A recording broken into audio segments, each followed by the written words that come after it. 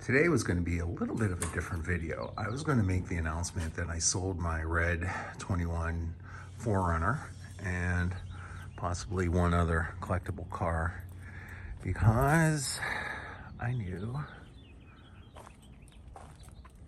that this was on its way to me. So it arrived yesterday. Yesterday was a little bit of a different ordeal because that vehicle right there, my daughter hit a deer the other night. It's drivable. It's about $5,000 worth of damage. I haven't gotten the official estimate. All in all, I mean, other than the deer, everyone's okay. My daughter didn't swerve. She didn't, do anything that would have caused greater injury to herself, which sometimes happens with the young drivers or experienced drivers. But she's going to have to drive the 4Runner, the red one, while that one's in the shop. So it's not going anywhere. Now this, if you've watched, I think there's like 75 of you who've watched, and thank you all 75, that have watched that I have another 5th gen Celica. It's a 1993 Celica GT coupe, not a liftback like this. Now this is actually a Celica GTS, and what's different on here, this is a 90 Celica GTS, first year of the 5th generation.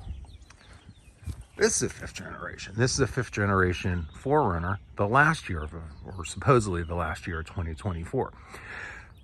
So, little coincidental thing, but this is my absolute favorite Toyota of the 90s, and this exact spec is my absolute favorite. Now I know the more valuable one is the All-Track with a 2.0 liter turbo. This is a 2.2 liter naturally aspirated, basically Camry engine in a smaller body, kind of the Japanese version of a traditional Detroit muscle car. But this is a wide body, so, and please excuse the wind. It's a little less windy than it was yesterday, but this is about 3 inches wider than a Celica GT. So your front fenders, your rear, your rear arches, the rear fenders jut out a little bit, and this has like a nicer stance to it. It's got some like hip to it. If you park the GT next to it, it's noticeable. It's something that your eye would catch, but if you didn't know, you'd think, okay, well, it's just a GTS. It probably just has more options on it. That's exactly what it is, though. It's basically a Celica GTS. Is a Celica GT with the wider body and a lot more options. This has standard 4-wheel disc brakes. They were optional on the 93, but the 93 doesn't have anti-locks. This has anti-locks, anti-lock brakes on it, which was a pretty big deal for a 1990 vehicle. This also has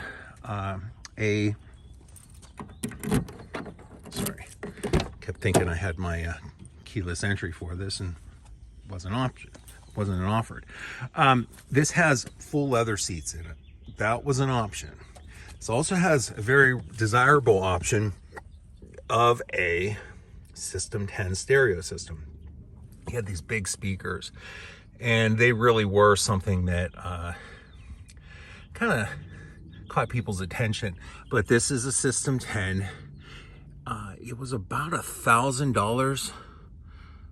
Correct me if I'm wrong, at the time. So in today's money, a lot more than that. So this actually had a side bolster for the lumbar on it. This is an original car. This is a one owner car. What made it special to me is this is the exact spec I would have had. It has a power sunroof. It has the leather interior. It has the 5-speed. It has the System 10. And another part of the System 10 was it has a CD player from the factory. That's kind of a big tech thing for a car to have one in 1990. A few years later, they became much more common, but 1990, that was pretty high tech. I will tell you, the technology of it, every little bit of the road that's rough, you may get a skip in it. I did play a CD in it. So it has this cool little CD holder, springs up, pops up there. And this is I just had to have, this is the Japanese soundtrack to Mach Go Go Go. In America, you'd know it as Speed Racer, but this was all the things that they, the actual scoring of it. There's all these tracks and little things, you'd play them, it would just start triggering your memory, Generation X, of the cool little things on it. Not just like the theme song, and the theme song's different, but a lot of the little things that they would play during the scenes, and some of them were just written for certain episodes. Okay, enough on my, that's the extent of my knowledge of anime, by the way. Lift back, so it has a rear wiper, and it has,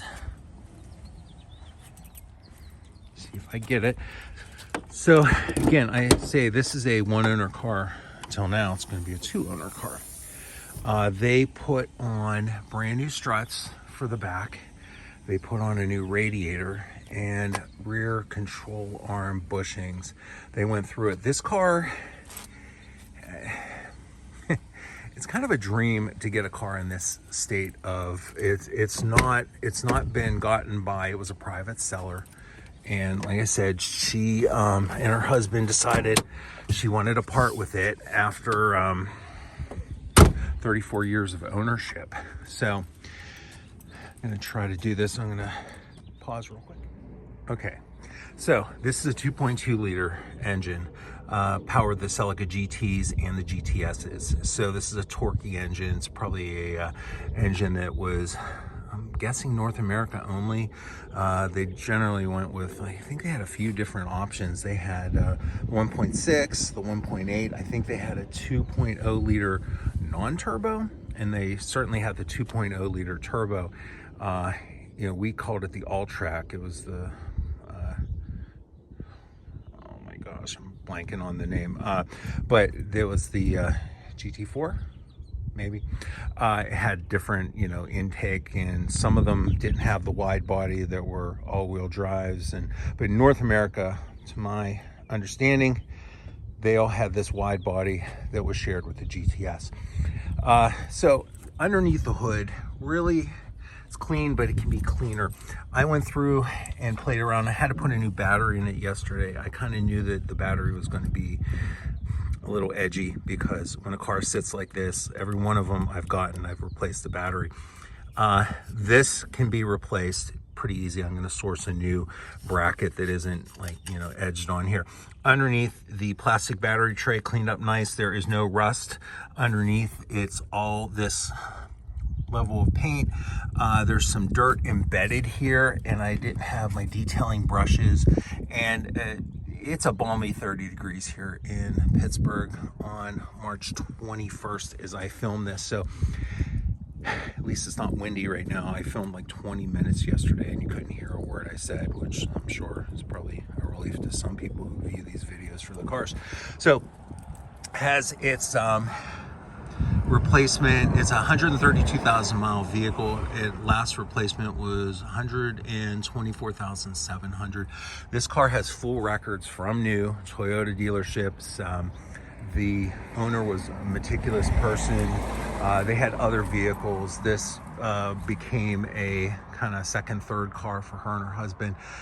And yeah, you can really tell. I mean, you get a car, mileage is kind of irrelevant sometimes, but the care that goes into it really is what you want to see. And this had it. And when I saw this, I mean, yeah, do I really need another vehicle? No. But if this were in another color, I might have passed on it. But the one owner aspect of it, the fact that it will clean up like really nice with some stuff that, the no rust, it's not perfect. You see there's like dings here and everything. I'm not going to go down the rabbit hole with this. If you've seen my other video on the Celica GT, it's white.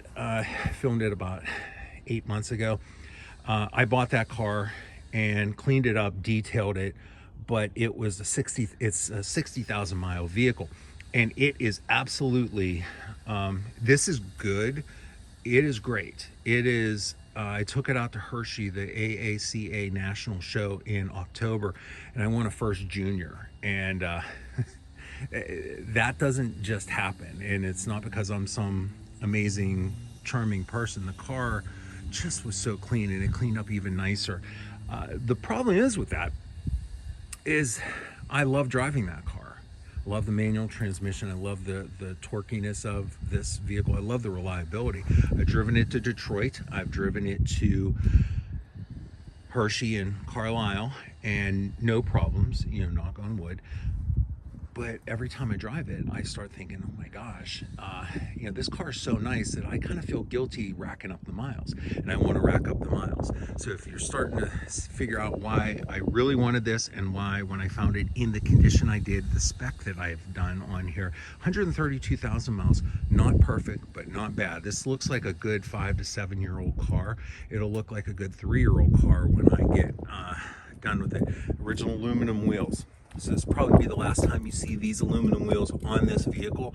I had purchased, if you look at the other video, I had been running some Motegi black wheels with red line built into them on there with some new nice rubber on it. So today, if I can stand it, I'm going to heat up the garage, leave these sit out, and I'm going to pull this one in and go ahead and see about swapping those tires out, because the black with the red, these in the day, these are original. They could stand to be refinished, and I'll probably do that, or I won't, because I'm not going down the show car route with this. I'm going down my nice weather daily drive. I'm going to keep the miles down on this.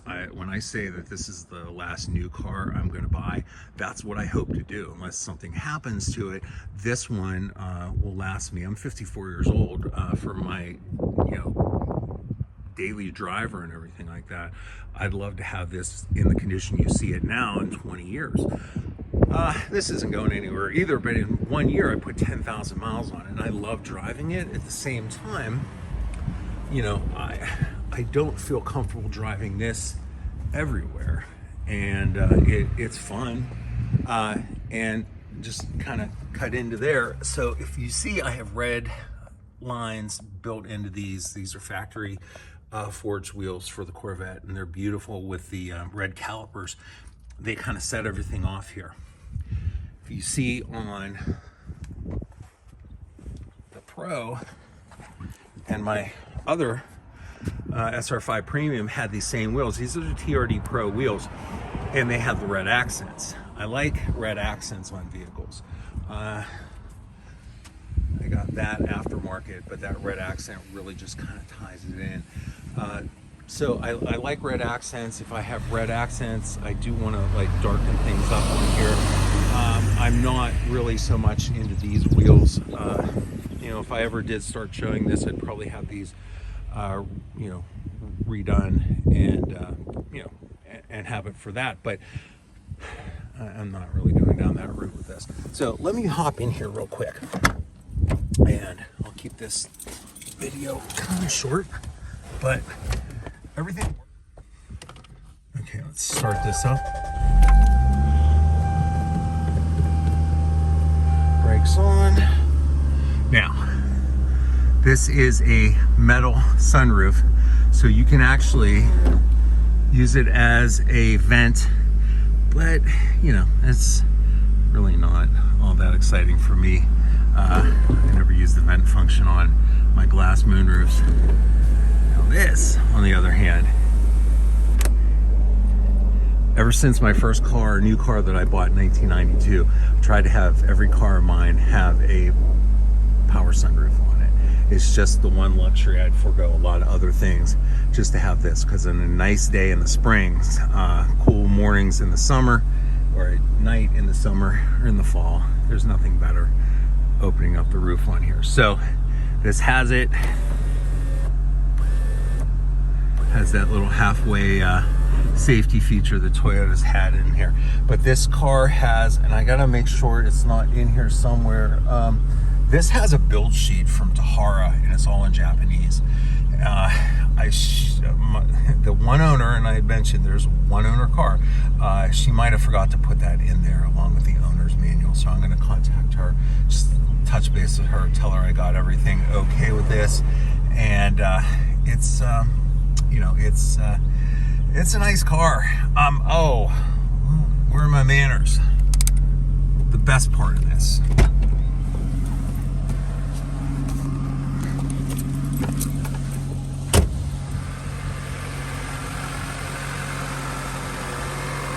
Pop-up lights.